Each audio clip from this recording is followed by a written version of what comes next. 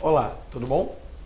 Meu nome é Paulo Loyola, nós estamos trabalhando aqui para o concurso do Tribunal de Contas do município do Rio de Janeiro. Essa é a nossa terceira aula e, como vocês devem lembrar, na aula anterior nós vimos as teorias clássicas da administração. Falamos muito de Fayol e Taylor. Hoje nós vamos conhecer outros autores e outras escolas da administração. Bem, como eu já disse para vocês na aula anterior, é muito importante entender que as teorias da administração, elas surgem em respostas a desafios colocados pelos tempos. Então, só dando uma relembrada rápida, as teorias clássicas, elas nascem no período da Revolução Industrial. Mas mesmo na aula anterior, nós já analisamos que existiam algumas limitações a essas teorias. Bem, em função dessas limitações, começam a surgir teorias mais preocupadas com outras questões que passaram batido pelas teorias clássicas da administração. Por exemplo, a preocupação com pessoas. A preocupação com as pessoas, que teve o seu autor mais conhecido, Elton Mayo, ela parte, na verdade, dessa preocupação não só com as tarefas, não só com os processos, não só com a estrutura, como a gente via nas teorias clássicas, mas também com foco nas pessoas e no que motivava essas pessoas, no que direcionava essas pessoas. Então, o que a gente vai ver aqui durante essa apresentação vai ser, na verdade, um entendimento de um esgotamento da administração científica, da administração clássica, que tratava pessoas como se fossem mecanismos. Vocês vão se lembrar bem disso.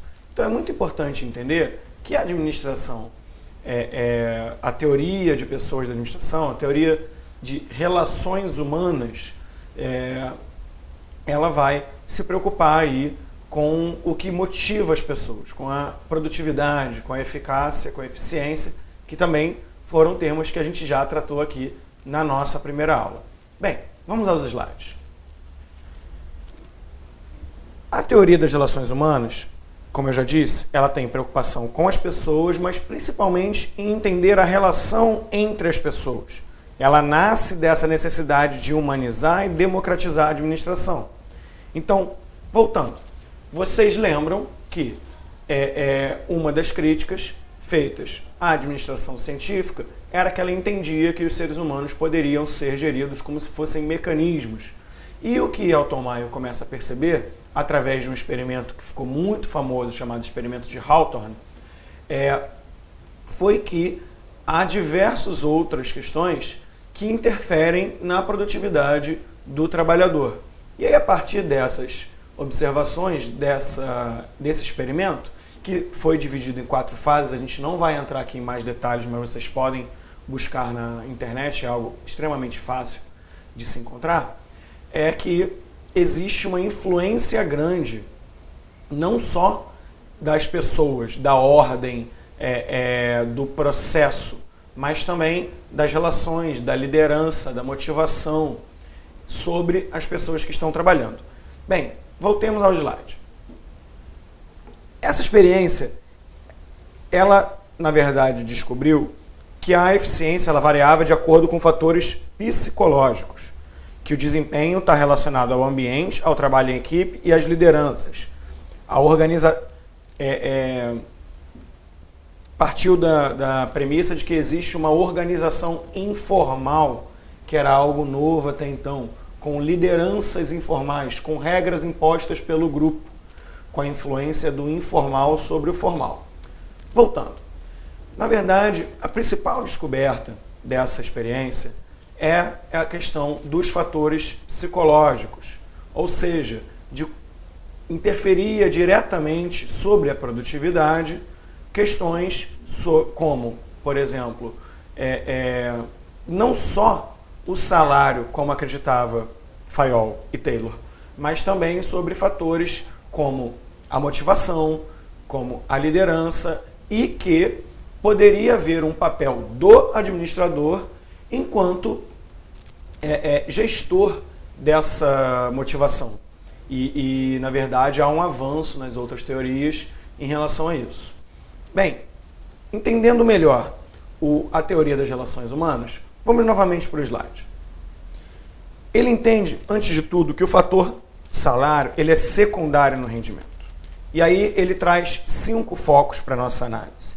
Ele traz o foco da motivação, ou seja, daquilo que é importante para a pessoa, a gente vai trabalhar um pouco isso mais para frente, teorias motivacionais.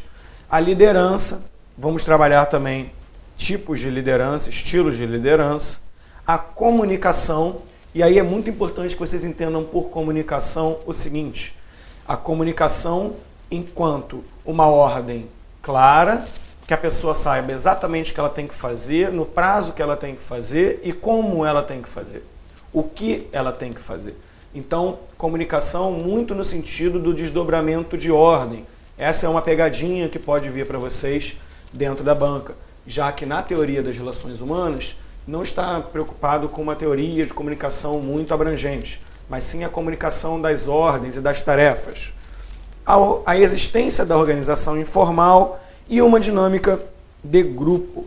Bem, voltemos. Vamos reforçar agora essa questão da organização informal. Uma das grandes descobertas da experiência de Hawthorne foi que, ao entrevistar as pessoas que estavam sendo pesquisadas, reparou-se que existia uma série de regras que não estavam escritas em nenhuma norma. Uma série que as próprias pessoas se premiavam ou se puniam em função do seu próprio comportamento. Ou seja, operários que criavam regras de convivência próprias até como forma de resistência a um tipo de administração que era mais autoritário na época. Então era muito comum e Maio foi o primeiro a perceber e documentar isso, que é essa influência de grupos informais. Ou seja, nem sempre aquele que detém o poder vai deter a autoridade. A gente vai falar um pouco disso para frente. E é muito interessante também, nesse trabalho, analisar a questão da dinâmica do grupo. Ou seja, a produtividade de uma pessoa num grupo pode ser absolutamente diferente da produtividade dessa mesma pessoa em outro grupo. Isso também foi documentado e entendido por Maio. É um grande avanço aí da teoria das relações humanas. Vamos falar um pouquinho agora sobre os tipos de liderança. Dentro da teoria das relações humanas, são definidos 3 tipos de liderança. A liderança autocrática, a liderança liberal e a liderança consultiva ou democrática. A liderança autocrática é aquela do cumpra-se, é aquela do faça, é aquela no qual a ordem ela é imposta, ela não é negociada. Já no tipo de liderança democrática ou consultiva, vamos falar antes da liberal. Já na liberal, há um tipo de liderança no qual o papel do líder ele é secundário, as decisões são tomadas em grupo. Então, o grupo é maior do que o líder. Então, estamos aqui falando de extremos, da liderança autocrática, da liderança liberal. Então, a liderança autocrática cumpra-se e sem consulta. A liderança liberal consulta para tudo e o papel do líder ele é secundário. Porém, há aí um meio do caminho também analisado por essa teoria, que é a liderança consultiva ou democrática, que parte, sim, de uma consulta muitas vezes aos operários, por exemplo, mas a gente não precisa trabalhar só com o exemplo de operários. Vocês, por exemplo, serão técnicos do Tribunal de Contas. Então, imaginem um administrador, um gerente, um supervisor que tem a missão de controlar o trabalho de vocês. Imaginem que ele manda fazer algo e não discute algo com vocês. Então, obviamente, isso vai trazer um tipo de problema em algum momento, porque a liderança, apesar de liderança, ela não consegue saber tudo o que acontece abaixo dela a todo momento. Então, há uma limitação a essa liderança autocrática. Mas, ao mesmo tempo, se é alguém que não entende de nada e que tudo tem que passar pela consulta do grupo o tempo inteiro, ela passa até, em algum momento, a perder o sentido. Essa é a crítica da teoria das relações humanas, entendendo que a teoria desta crítica a o tipo de liderança liberal, essa liderança secundária, essa liderança que deixa acontecer, laissez-faire, né? E a gente tem essa liderança mais democrática e consultiva, que é o tipo de liderança muitas vezes entendido como desejado dentro dessa teoria, porém, eles entendem que todos os 3 tipos de liderança existem espaço e existem seu momento e seu papel dentro das organizações. Então, não há um tipo de liderança ideal, mas para organizações mais maduras, eles entendem, eu entendia que a liderança democrática e consultiva seria a mais adequada. Bem, um avanço da liderança, da teoria das relações pessoais é a teoria comportamental. Bem, vamos ao slide. A teoria comportamental, também conhecida como behaviorista, ela tem foco não só nas pessoas, mas em processos e comportamentos. Ela faz uma crítica à teoria das relações de pessoas, porque, na verdade, ela entende que há uma complexidade maior.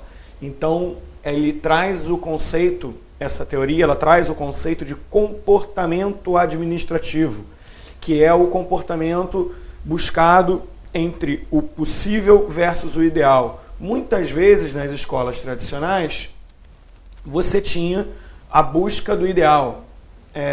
Vamos voltar. Então, você tinha a busca do ideal, você tinha a busca do perfeito, do cronometrado. E o que essa teoria comportamental busca é evoluir entre a teoria clássica e a teoria das pessoas, de relações de pessoas, buscando avançar, na verdade, no sentido de, ok, precisamos ter foco em tarefas, em processos, na organização, mas também precisamos ter foco em pessoas. Então, eles partem como um amadurecimento da escola de pessoas. Por isso, também conhecida como escola ou teoria behaviorista. Behavior, que no inglês significa comportamento. Então, teoria comportamental. É algo que vocês podem identificar essa teoria dentro do concurso, tanto como teoria comportamental, como teoria behaviorista. É muito importante vocês lembrarem dessas duas palavras. Assim como vocês vão lembrar, a teoria clássica também pode ser chamada de mecanicista. Bem, essa teoria ela tem também a cooperação como busca, como ideal. Então é muito importante vocês entenderem que, na verdade, o grande interesse da teoria comportamental vai ser trazer a cooperação entre as pessoas que estão dentro da mesma organização. Ou seja, o estudo de como as pessoas se organizam, de como as pessoas se motivam. Então elas avançam na teoria de pessoas para uma noção mais complexa de organização. Mais uma vez, lembrando, cada teoria ela tem uma aplicação em função do seu momento histórico. Então, nós saímos de uma fase de Revolução Industrial, avançamos com Maio ali, início da década de 40, e na década de 50 vem muito forte aí a teoria comportamental para trazer um pouco mais de complexidade à gestão das organizações. Um movimento natural, conforme as ideias de Maio vão sendo testadas e encontram aí limitações, principalmente na sua busca por eficiência, ao colocar sempre a pessoa em primeiro lugar. Bem, uma das bases da teoria comportamental é a pirâmide de Maslow. Vamos ao slide. Bem, a pirâmide de Maslow e a hierarquia das necessidades de Maslow é algo que costuma cair muito em concurso. Ele divide suas necessidades basicamente entre primárias e secundárias. Então, em primeiro lugar, estariam aquelas necessidades fisiológicas, as necessidades do corpo, a necessidade de sono, de comida. Depois viriam as necessidades de segurança, e aí segurança num sentido um pouco mais amplo, né? Não só a segurança no sentido que a gente conhece, de não querer ser baleado na rua, mas a segurança no sentido de conseguir ter um mínimo de estabilidade no emprego, de entender que no dia seguinte ele vai continuar tendo as mesmas condições de hoje. E a esse conjunto, Maslow chamou necessidades primárias. Já a partir disso, Maslow define que há as necessidades secundárias. Elas iniciam pelas sociais, o conviver em sociedade, o valor, a convivência com o vizinho, com o par dentro da organização, a função social. Logo depois vem as necessidades de estima, vem um pouco da questão da visão que o indivíduo tem dele mesmo, entendendo que as sociais é a relação do indivíduo com a sociedade e as de estima, algo mais voltado nesse primeiro momento a fazer um bom trabalho, a ter algo do qual ele entenda que tem uma função social.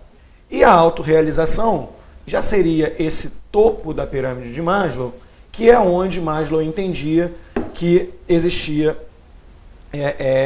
um padrão nos seres humanos que, após atender suas necessidades fisiológicas, de segurança, sociais e de estima, ele buscaria uma autorrealização. Então seria aquela fase onde a pessoa já não se importa tanto com dinheiro, já não se importa tanto com a questão social, porque já passou, já conquistou um certo valor social, então agora ela busca algo mais voltado para a autorrealização. É importante entender, e aí voltemos aqui, que essa teoria de Maslow ela é bastante discutida. E quando tentaram provar cientificamente as teorias de Maslow, houve muitas questões nos quais ela não conseguiu se fortalecer cientificamente. Apesar disso, é de grande entendimento dentro da academia, o senso comum da administração entende que a teoria de Maslow é uma teoria que dá ferramentas aos administradores para trabalhar questões de eficácia, eficiência e efetividade dentro de organizações. Por quê? A partir do momento que o gestor consegue atender, que a organização, a partir da figura do gestor, consegue atender às necessidades fisiológicas do indivíduo, de fome, de sono, ou seja, que ele tem um salário mínimo para uma sobrevivência, as necessidades de segurança, que ele tenha um teto, que ele tenha um mínimo que se possa chamar de dignidade. Então, a partir disso, o gestor já passa a se preocupar com teorias motivacionais mais complexas, como as teorias sociais, e aí do valor social do trabalho, a teoria de estima e outros valores que se trabalham dentro da motivação das pessoas. Ou seja, a teoria de Maslow, que pode ser questionada a vocês, por exemplo, valeria a pena trabalhar questões de autorrealização, segundo a teoria de Maslow, para pessoas que não conseguem atender sequer suas necessidades fisiológicas, ou para aquela pessoa, para aquele momento, qual seria o tipo de benefício que iria motivá-la melhor a realizar o trabalho. Então, se eu tenho pessoas com necessidades fisiológicas básicas, o mínimo é começar atendendo a essas questões fisiológicas até que ela possa avançar nessa pirâmide, entendendo, obviamente, as críticas e que não há um padrão humano nessas questões. Isso varia muito em relação a valores sociais, a sociedade na qual você está. Então, isso também é outra pegadinha que pode cair para vocês. Se a banca perguntar se a teoria de Maslow, a pirâmide de Maslow, ela explica todas as necessidades humanas e deve ser levada em consideração de forma literal, vocês já marcariam que não nesse concurso. Por quê? Porque há questões sociais e psicológicas que podem influenciar e inverter alguns valores dessa pirâmide. Bem, a gente tem, além disso, a teoria de Herzberg, que trouxe alguns fatores higiênicos e fatores motivacionais. Eles conversam um pouco com a teoria de Maslow, e os fatores higiênicos são esses externos, são fatores que dependem, por exemplo, do seu ambiente de trabalho, das condições que são dadas para você trabalhar. E já o ambiente, as questões motivacionais, elas seriam aquelas que estão relacionadas ao desejo do indivíduo. Vamos para um quadro resumo para que vocês entendam um pouco melhor essa questão. Para os slides. Bem, então a gente tem aí a visão de Herzberg e a visão de Maslow. os fatores higiênicos estariam aí próximos às necessidades primárias, né, que Maslow chamou de fisiológicas e de segurança. Já os fatores motivacionais, esses fatores intrínsecos e internos da pessoa, seriam essas necessidades secundárias. E aí cabem as mesmas críticas que foram feitas a Maslow, que é essa separação entre externo e interno, entre primário e secundário, e que há uma complexidade maior no ser humano do que essa que os autores tentam delimitar. Porém, como eu já disse aqui, são ferramentas úteis, principalmente para gestores que estão aí olhando a organização como um todo. Outra preocupação da teoria comportamental é a tomada de decisão.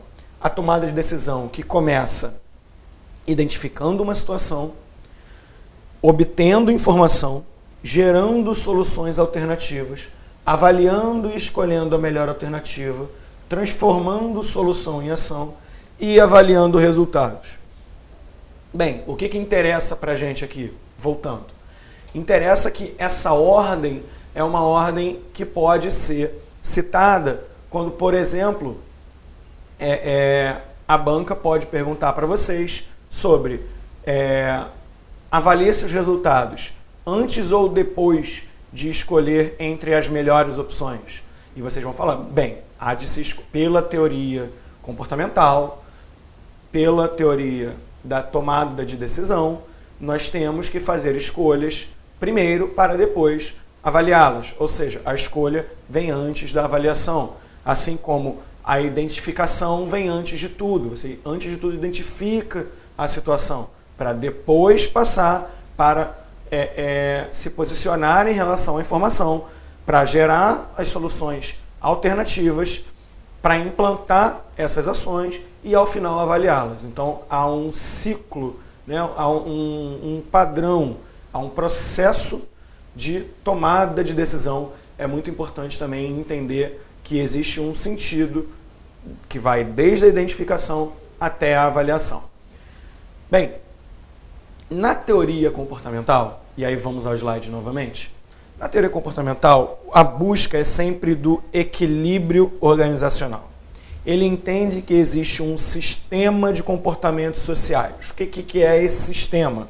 Que você vai estar mais ou menos motivado a contribuir com a organização em função dos seus incentivos versus as contribuições. Ou seja, o trabalho em equipe, somado ao salário, somado ao ambiente, tudo isso é incentivo.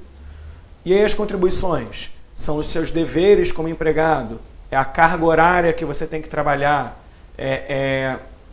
se você tem que trabalhar em lugares que são sujos, que são inóspitos, se você tem que trabalhar à noite, se você tem que trabalhar em algo que vá contra o regime social padrão, você tem aí um equilíbrio entre incentivos e contribuições. Ou seja, a busca da teoria comportamental é traçar esse equilíbrio de forma que os incentivos sejam maiores que as contribuições, de forma a gerar o melhor resultado organizacional.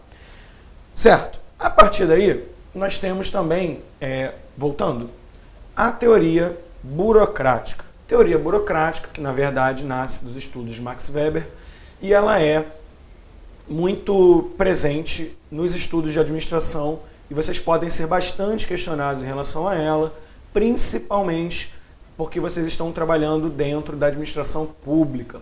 E a burocracia dentro da administração pública é uma busca constante do Estado brasileiro. Começou lá na reforma proposta por Vargas, década de 20, a criação de diversos setores de administração pública, de diretórios específicos, de setores específicos para avançar num Estado burocrático. Bem, isso essa escola essa teoria é chamada de teoria da burocracia, foi baseada nos estudos de Weber, que é um sociólogo considerado um dos pais da sociologia, e que trouxe a ideia do pensamento burocrático para dentro das organizações. Vamos para o slide para a gente entender isso um pouco melhor. Bem, a busca da teoria burocrática, ela é por ordem e precisão. Ela é pela busca de estabilidade. Ela tem base na racionalidade e na autoridade racional legal. Voltando. Essa busca por ordem e precisão, essa busca por estabilidade, obviamente vai trazer e vai ter seu momento em lugares onde você estava mais desorganizado.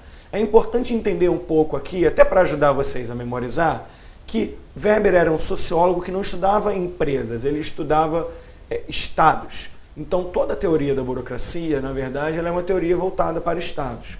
O que é muito interessante da gente analisar dentro de uma empresa que é vinculada ao Estado, de uma organização vinculada ao Estado, como é o Tribunal de Contas do município. Bem, o que acontece dentro da busca burocrática? Você tem um processo no qual você quer que ele aconteça sempre da mesma forma, com precisão, com escala, com adaptabilidade, para que a questão, a entrada seja sempre de uma forma, haja a mesma transformação e a mesma saída.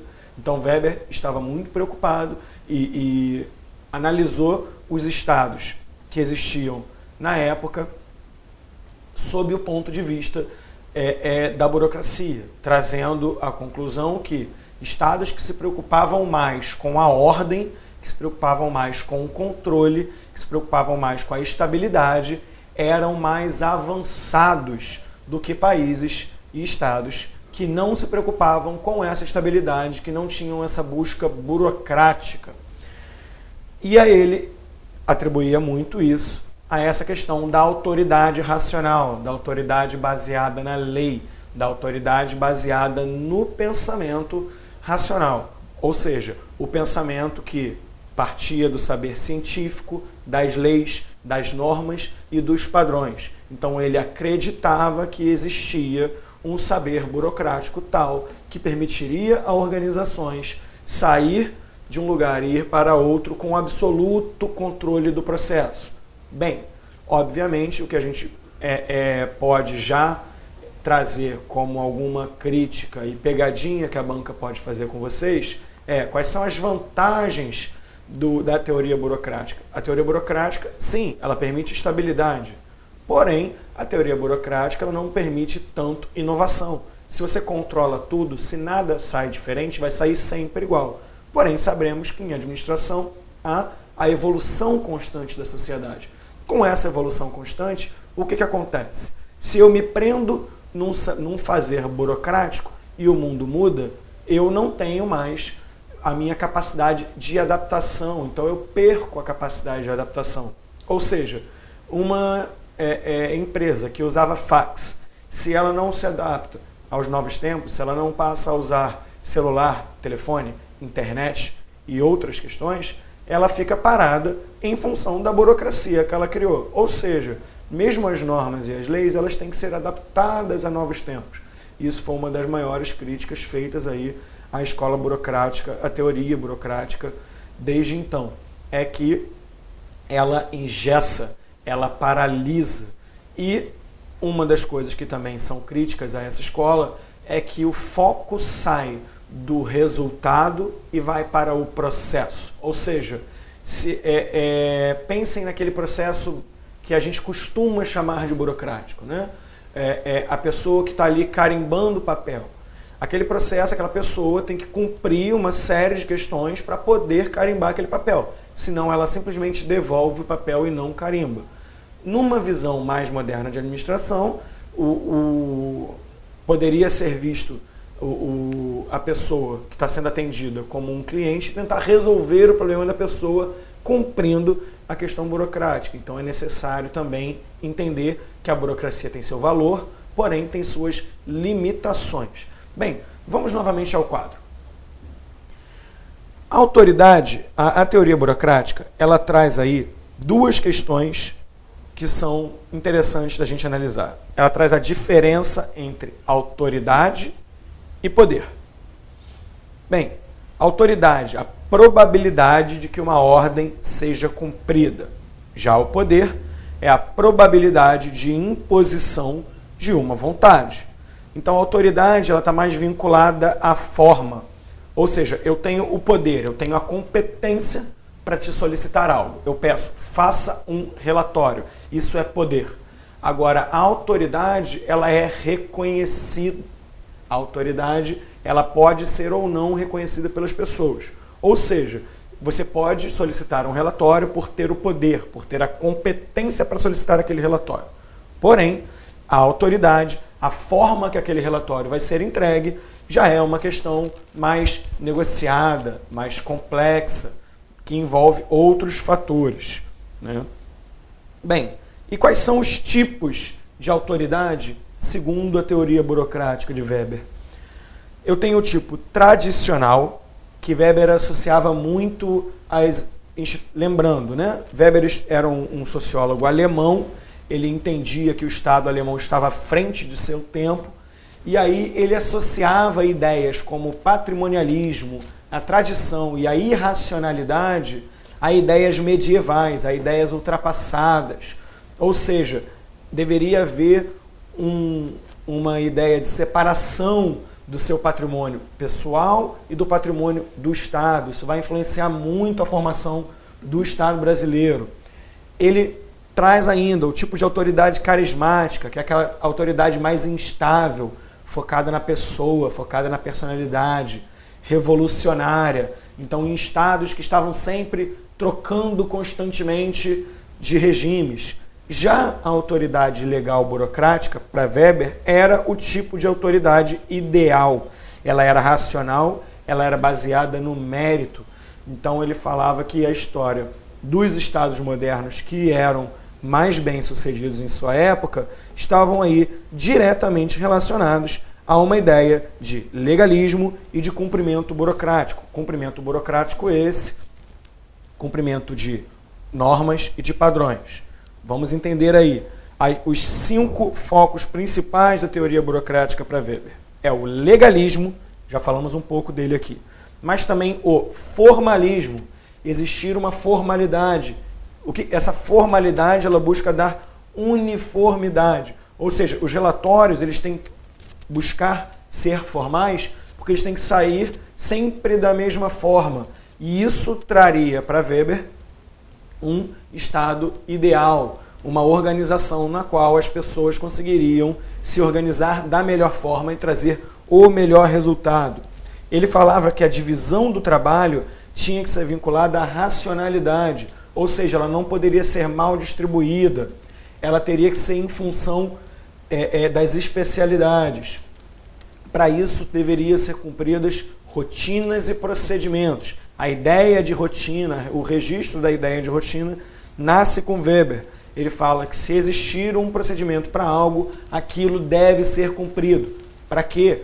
Para trazer uniformidade, para trazer a ideia do formalismo, para se cumprir a lei. A lei é a base da ideia de Weber para estados. Dentro de organizações, nós temos muito fortemente aí a ideia das normas e padrões, ou seja, como se faz um relatório, como se faz um determinado produto, como se vende determinado produto. Então, Weber tinha essa ideia voltada ao poder do controle, do legalismo, da norma, do padrão. Obviamente, relembrando e reforçando com vocês, esse cumprimento de normas e padrões exige muitas vezes uma certa adaptação. E aí eu tenho também a questão da especialização e do profissionalismo da administração. Vamos voltar. Então, entendam que o Estado burocrático proposto por Weber, ele era um Estado de controle, um Estado formal, um Estado vinculado a leis. Quando a gente traz isso para dentro de organizações e empresas, que é o caso de vocês, a escola burocrática ela vai ser muito formulada no comando e controle, na especialização, principalmente na especialização da função do administrador. Ou seja, Weber defendia que, mesmo em países que fossem monarquias, quem deveria fazer a gestão do país não seria o rei, e sim alguém com os conhecimentos técnicos específicos para executar o papel da administração.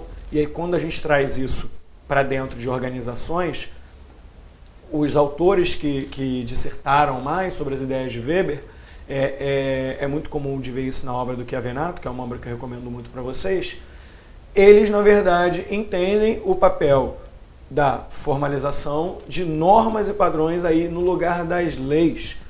E aí, voltando à ideia do Weber e fazendo a comparação do Estado com a organização, se no Estado Weber falava que o rei não tinha que fazer a gestão, os autores modernos que estudam burocracia dentro de organizações, eles falam que, ainda que você seja dono de uma organização, se você não é a pessoa mais indicada para dirigir aquela organização, não deve ser você a pessoa a dirigir aquela organização. Isso está na base do ideal burocrático, do ideal weberiano de gestão, da escola, da teoria, da burocracia. Bem, há também a nossa próxima análise é da escola da teoria neoclássica.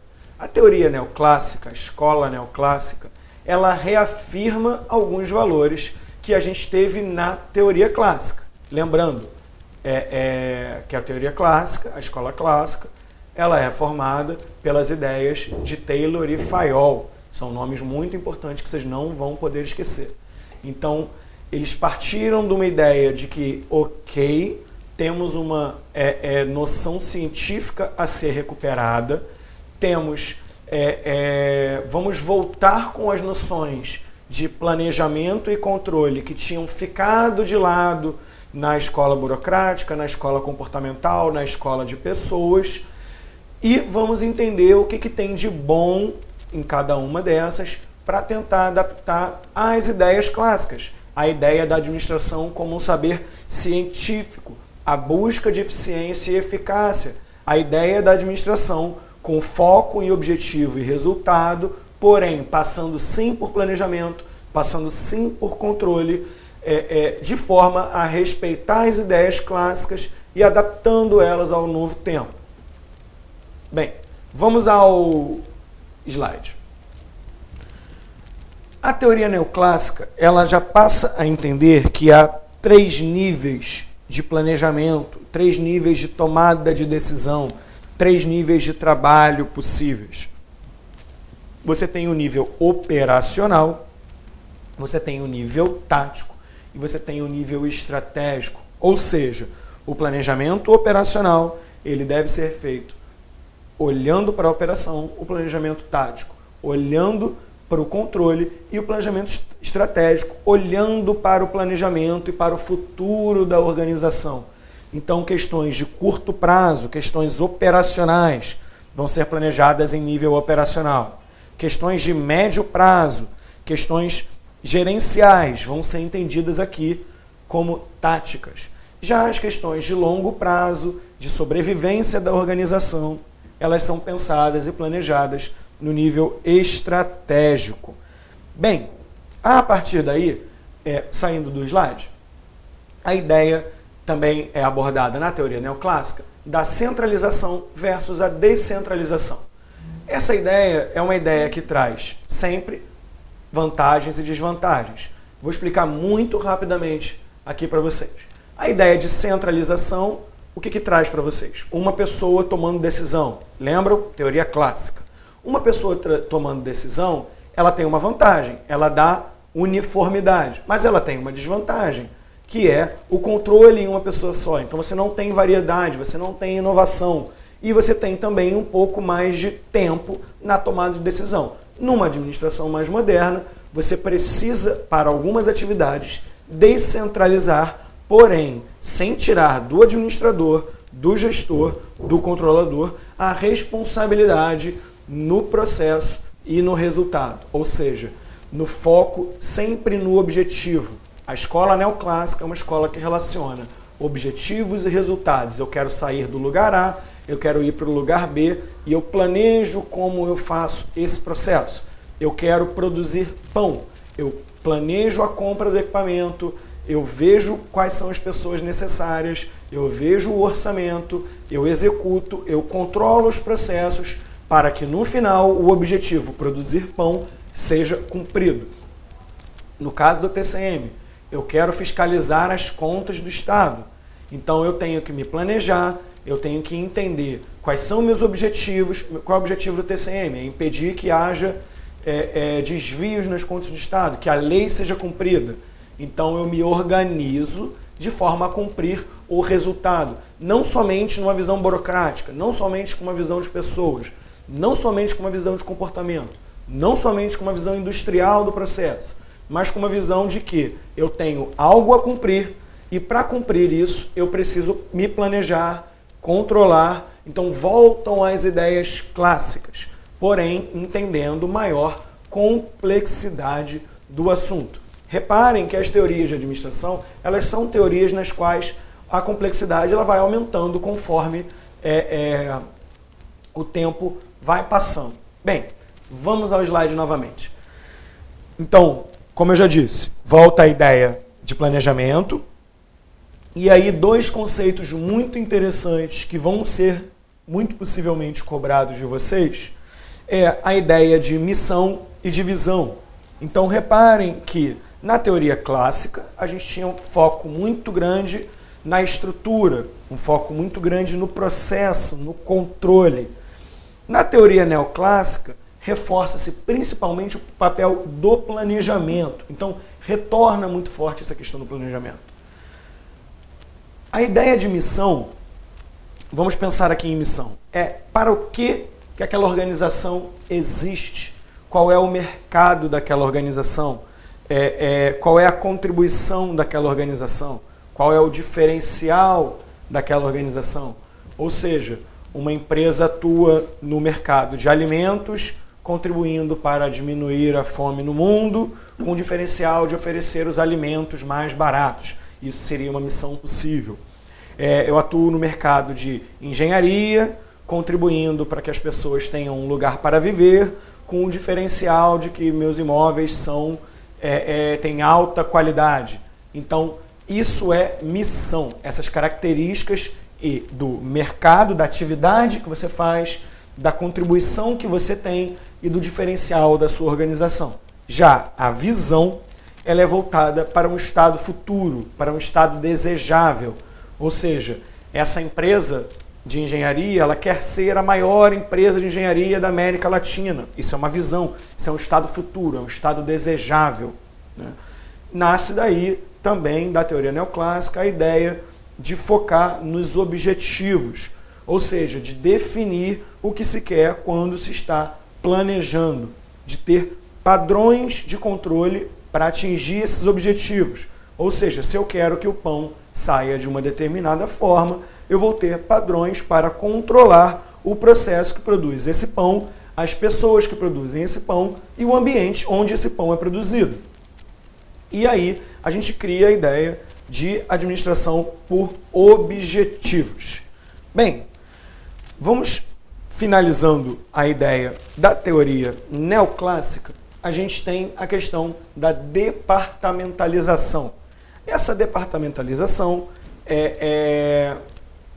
para facilitar vocês guardarem a ideia, lembrem que antigamente existia a loja de departamentos. A gente já não fala mais isso. Mas por quê? Porque essa loja ela era dividida nos diversos departamentos. Departamento de roupa infantil, departamento de roupa... Então, na verdade, departamentalizar é separar, é organizar. Então, quais são os tipos de organização, de separação possíveis dentro de cada organização? Bem, então ela pode ser funcional. Funcional é quando as organizações se dividem, por exemplo, em área de marketing, área financeira, área de recursos humanos. Já a separação por produtos e por serviços, você tem uma separação voltada para algo que se produz ou se oferece. Ou seja, se eu tenho uma empresa de eletrônicos, então eu vou ter o departamento que produz TV, o departamento que produz rádio, o departamento que produz computadores. Então vou me organizar em função dos meus produtos. E aí vamos começar a trabalhar as diferenças entre elas. Quais são as vantagens de se dividir funcionalmente? Você tem uma melhor visão de processo, mas você tem pouca visão no resultado, comparando, por exemplo, com uma visão por produto. Ao mesmo tempo, se você tem uma visão por produto, pode acontecer que, por exemplo, a sua área que produz TV e a sua área que produz rádio tenham processos diferentes entre elas, já que você não se organiza pela função, pelo processo, e sim pelo produto que você produz, o que pode trazer produtos melhores, mas diferenças de qualidade entre eles. Você pode ter também uma organização, uma departamentalização pela localização geográfica. Essa localização geográfica, então eu tenho o TCM para a região norte do Rio, o TCM para a região oeste do Rio, o TCM para a zona sul do Rio. Então isso seria uma departamentalização por localização geográfica. Agora imagine uma departamentalização por cliente. Eu tenho o cliente X, que é muito grande, eu vendo peças para a empresa A. Então a empresa A vai ter um setor inteiro dedicado a ela. É muito comum em agências de comunicação, por exemplo. Já a visão por projeto, é muito comum em empresas de engenharia, que eu tenho um projeto que tem início, meio e fim, essa é a noção básica de projeto, e que tem suas vantagens, porque você tem os saberes técnicos necessários organizados por projeto, mas você tem uma instabilidade que ninguém sabe o que acontece quando um projeto termina. Então, perguntas que podem vir a surgir dentro das ideias de departamentalização. Existe uma departamentalização ideal? Não. Existe uma departamentalização ideal em função do resultado que se quer. Se você precisa, se a organização está trazendo pouco resultado e está funcional demais, ou seja, se ela ficou burocrática demais, se ela ficou muito voltada para o processo, para a forma de se organizar, eu escolheria algo voltado mais para produto, ou talvez para localização geográfica. Numa organização como o TCM, a banca poderia perguntar para vocês, vamos voltar aqui para o slide, perdão, para o vídeo. A banca poderia perguntar para vocês que numa situação onde processos de uma determinada região têm tido muito mais atenção que os processos de outra região, uma departamentalização ideal para corrigir esse processo seria e aí vocês responderiam que seria a departamentalização por localização geográfica. Mais uma vez, se eu tenho uma departamentalização muito burocrática e quero voltá-la para resultado, a banca poderia te colocar várias opções e aí a teoria ideal, dentro da visão da teoria neoclássica, te diria que você deveria sair de uma visão funcional, de uma departamentalização funcional, para uma departamentalização por produtos e serviços, mais vinculada ao resultado, mais vinculada ao cliente, mais vinculada ao uso. Bem, pessoal, por agora é isso. Nós continuaremos logo com as demais teorias da administração. Muito obrigado e até a próxima.